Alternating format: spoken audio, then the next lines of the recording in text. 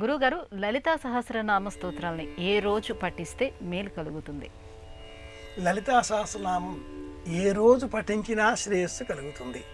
అయితే సూర్యాస్తమయ వేళలో పారాయణం చేసినా, సమష్టిగా లేక విన్నా, లేక మనసులో స్మరించినా, లేక సమగ్రంగా ఉండే ఆ శ్లోకాల సంపుటి అంతా కూడా ఒక్క మాటలో శ్రీమాత్రే నమః అని నిరంతరం స్మరించినా కూడా లలిత అమ్మవారి సంపూర్ణ అనుగ్రహం మనకు లభిస్తుంది. కానీ లలిత నామ ఫలశ్రుతిలో ప్రత్యేకంగా నవమి, చతుర్దశి ఈ తిథుల ప్రస్తావన ప్రత్యేకంగా చేయబడి ఉంది. తొలిసారిగా పారాయణం చేద్దాం అనుకున్న వారు కానీ, సమష్టిగా పారాయణాలను చేసేటటువంటి విధానాన్ని ఆరంభం చేద్దాం మహిళా మండలి అన్న రూపంలో కానీ, కొందరు చేరి సాయంత్రం వేళ ప్రదోష సమయంలో ఆలయాలలో, గృహాలలో, ఇండ్లలో పారాయణలు చేస్తూ ఉన్నారు. ఈనాటి కాలంలో మనం గమనిస్తూ ఉన్నాం. అలాంటి వాళ్ళంతా కూడా నవమి నాడు కానీ, చతుర్దశి నాడు కానీ ఈ పారాయణాలకు శ్రీకారం చుడితే క్షేమం కలుగుతుంది. అయితే సమష్టిగా పారాయణ చేసేటటువంటి తరుణంలో అంగన్యాస కరన్యాసాలు చేయరాదు.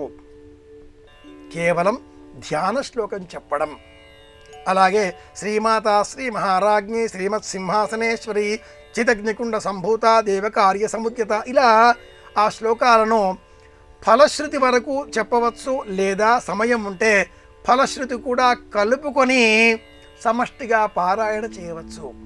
పారాయణ చేయడం వేరు, జపం చేయడం వేరు, సాధన చేయడం వేరు.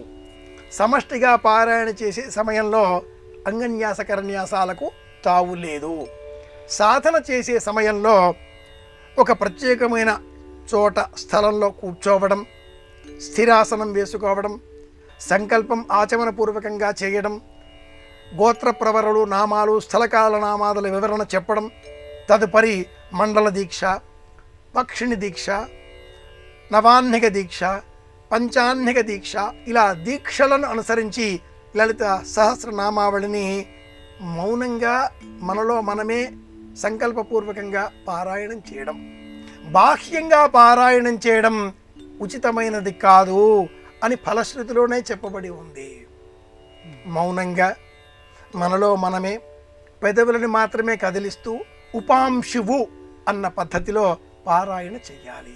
10 మందికి తెలిసే విధంగా గోప్యాత్ గోప్యతరం అనే వాక్యం కూడా అందులో ఉంది కనుక 10 మందికి తెలిసే విధంగా ప్రచారార్థం చేయకూడదు. మౌనంగా మనసులో సంకల్పం చేస్తే అమ్మ అనుగ్రహం లభిస్తుంది.